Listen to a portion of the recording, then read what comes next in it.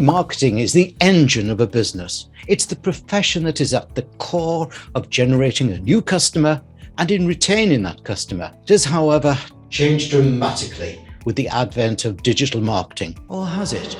In my mind, effective marketing today demands a special blend of the digital world with true old-fashioned experience. Let's call it gravitas. People are saying, oh, it's the young people now. No, it's gravitas, isn't it? I think so. Yeah. There's so much that I think is available today. There's more information available to everyone today. And a lot of times you just got to say, how do I put it all together? And sometimes that's where the experience comes in. We can say, move left, not right, move 2 degrees this way, and help people get closer to their end goal. Today's digital marketing people, in my mind, have a focus that is not a true business focus. They want the prettiest of design, the tinkering of SEO, the latest plugin, but they forget the true purpose of marketing and showing its value. I know that you've got to focus on ROI, that's return on investment. So what are your thoughts here on the why and the how of it? Over the last 30 years, I think I would start with this idea of why was ROI such a big focus of mine, to learn how to turn marketing into the next step, which is a sale, and how to turn that into an ROI. I simplified to say that I've always run and started small businesses without venture funding. So I've always had the bootstrap mentality of taking the resources that were available to me at that time and being mindful, being prudent, being a good steward, but also realizing that there's an exponential opportunity if we do it properly. And so I've always just believed in trying to do what I call lean structured marketing, which is, there are lots of things, Malcolm, as you know, that you can do. You talked about it, brand marketing, influencer marketing, all these types of things today. But I was just fortunate, I guess, unfortunate or fortunate, however you want to look at it, to be pressed into a window where I had lean resources and I had to do and think about the best thing I could do, because I wouldn't know if it was the best thing to do until I got data or feedback. And today we've got all sorts of data. Back then, that data was not in the form of Google Analytics. It was not in the form of, of Facebook Analytics. It was not in the form of these tools. It was literally having to sit down and be an analyst about whether or not my actions resulted in the outcome that I was hoping for.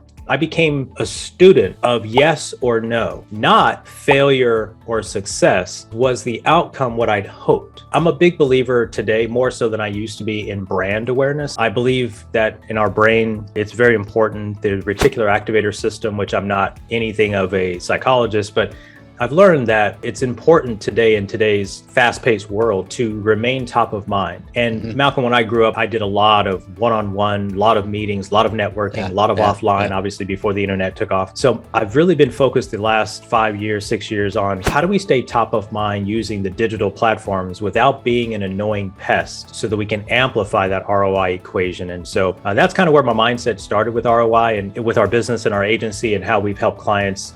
The truth of the matter is, Malcolm, they do want the pretty shiny stuff, but they want to make sure it's making them money. Yeah. We're talking about top of mind, and today's marketers say, oh, we've just invented that. No, they haven't. 30 years ago, we were telling people that you'll need at least 7 contacts, 7 qualitative contacts before you'll get a new customer. We talk about you need a direct mail shot, a telephone call. Vary them, otherwise the customer's going to say, oh, it's not Malcolm on the phone again, is it? All we're getting is, it's a change, just an evolution of what was there beforehand, isn't it? I agree. When I grew up in the 90s and started my sales career and then moved into marketing side, it was the same thing, 7 to 12 touches, 7 to 12 touches. The question is how do we define a touch? See, if you're just a salesperson who has a quota, you think the touch, of course, back then, it was all telephone. I mean, and I was that guy, it was telephone. Every now and then you'd get out, get in your car and go drive and knock on someone's door at their business office and try to just invite yourself in. But that felt icky to me. It always did. I was taught how to do cold calling and taught the whole gamut. But what I developed was this understanding that if the person I'm speaking to is likely to have the problem that my product or service can solve, it's not so much about whether they should buy it today or even buy it this time, assuming they may have a recurring reason to need it. It's my job to stay top of mind